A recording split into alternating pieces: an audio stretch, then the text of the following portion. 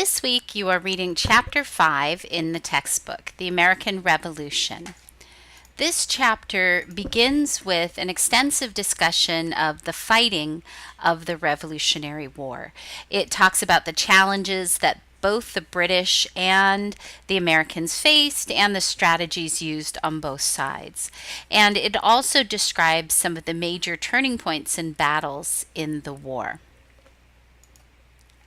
The chapter moves on to talk about the Revolutionary War as a civil war in which groups of Americans within this new nation were fighting each other. So sometimes this war pitted fathers against sons and neighbors against each other, as some of the colonists remained loyal to the British and others were patriots. And finally, the chapter concludes with a look at social changes and the war. The war struck and enhanced discussions about freedom and liberty.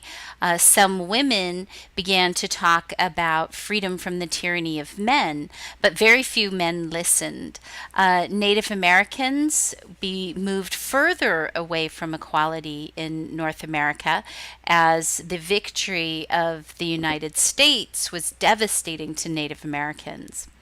And finally, African Americans and slavery also, this probably had the most important impact on them.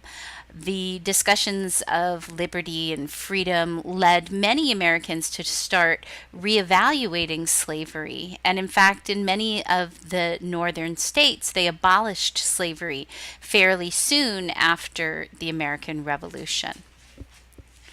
So at the end of the American Revolution, this map shows the outlines of the United States. The United States went to the Mississippi River and then up north, and it was bordered by the British in Canada on the north and by the Spanish in Florida on the south. In the next chapter, you'll be reading about the debates over the creation of the new nation.